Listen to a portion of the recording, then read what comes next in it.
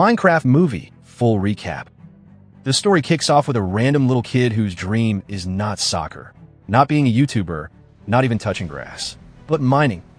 Yes, mining. This boy is obsessed with caves like he's role-playing as Gollum's apprentice. But a grumpy 9 to 5 oldie, who looks like if Gandalf quit wizardry to sell insurance, tells him to stay out of the dirt and live a responsible life. Translation: forget joy, embrace the cubicle. Flash forward. That same kid grows up to be Steve, overweight, balding, clinically depressed, and selling doorknobs for a living.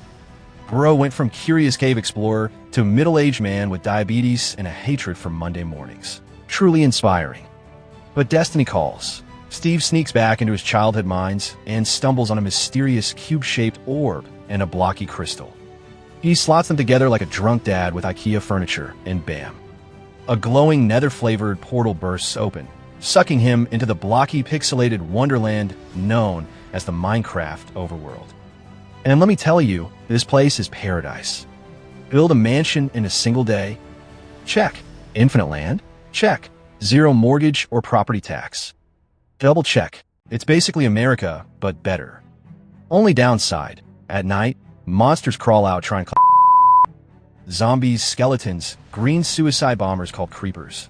Basically Florida with extra cubes.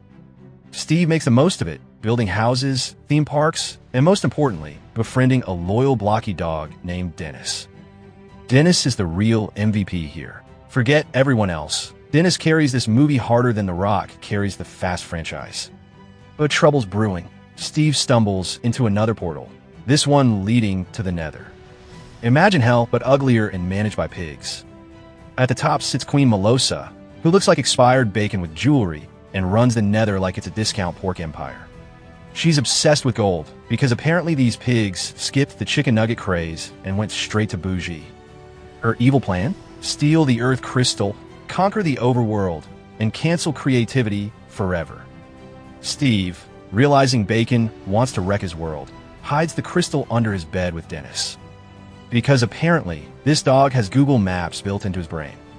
Now smash cut to the real world, where Jason Momoa's character makes his entrance. And wow, talk about falling off. He was once a gaming champion, living his best life. Now he's broke, bitter, and calling himself the garbage man. Honestly, man peaked in high school harder than a quarterback who still talks about that one touchdown in '09.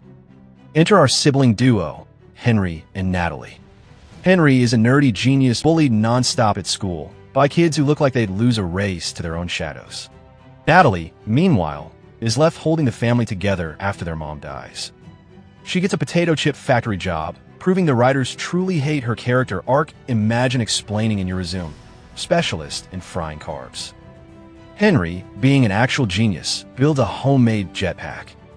Naturally, the bullies decide to ruin it because kids in movies have the IQ of raw chicken. The jetpack malfunctions and crashes directly into Natalie's factory job, destroying half the workplace and giving Gordon Ramsay a heart attack. Meanwhile, Garbage Man ends up at a storage auction and, by dumb luck, buys the Earth crystal. Henry discovers it, puts it together, and you guessed it, a new portal to Minecraft's overworld explodes open. Henry, Natalie, Garbage Man, and Dawn get sucked inside. Welcome to Blockland, bitch. Now, while the humans explore the new world like a group of clueless tourists, one villager sneaks out of the portal into the real world. And this guy wastes no time. He gets a Tinder date and somehow bags a woman despite looking like Shrek's cousin. And people still ask me why this subplot exists. Back in Minecraft, Melosa blackmails Steve by threatening to kill Dennis if he doesn't find the orb. Lies, of course. Dennis is chilling harder than your uncle after 2 beers at a barbecue. Night falls, mobs swarm, and Garbage Man breaks the crystal in the chaos. Just when everyone's about to get creeper exploded, Steve charges in with big, reluctant hero energy. From here, the story becomes a blocky Avengers crossover. The group teams up, heads to the Woodland Mansion for answers, and we get a crafting montage that makes IKEA look like child's play. There's also a Technoblade tribute, R.I.P. Legend. Lava chickens, and iron golems built like Minecraft's version of Optimus Prime. Best sequence? Garbage Man and Henry absolutely tag-teaming a zombie baby riding a chicken. Yes, a zombie baby on a chicken. And these two grown men beat its cubic ass. Peak cinema, no question. Meanwhile, Melosa nabs the orb, opens the nether, and unleashes her piggy armies into the overworld. Now it's all-out war. Creepers blowing up bases. Zombies swarming villages. Bacon armies swinging swords. It's like Lord of the Rings, but everything's square. Our heroes fight back, crafting weapons, summoning armies of iron golems, and holding the line. Garbage Man redeems himself. Henry proves nerds, beats, bullies, and Steve shows why Minecraft is still one of the best-selling games in history. Eventually, the team smashes the nether portal, sunlight burns the zombies into crispy jerky, and Steve hits Melosa with the ultimate insult. You still can't dance. Villain roasted harder than the bacon she is. And when the dust settles, Steve makes a tough but loving choice. He tells Dawn to take Dennis with her to the real world, believing his furry friend deserves a happier, more peaceful life. The farewell scene hits deep. Steve even sings a little goodbye tune that'll melt your diamond armor. Back in a human world, Dawn keeps her promise. She opens a roadside animal park, where Dennis becomes a beloved star, living his best post-adventure life. Garbage Man pays his bills. Natalie teaches self-defense, and Henry perfects his jetpack and hopefully gets a girlfriend. And just when the credits roll, we get a stinger. Steve meets Alex, the other default Minecraft character, setting up a sequel. And you know damn well it's coming. And that's a wrap on this blockbuster, literally.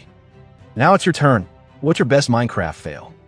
Dug straight down into lava, hugged a creeper a little too tight, or built something so cursed it should have stayed in the nether?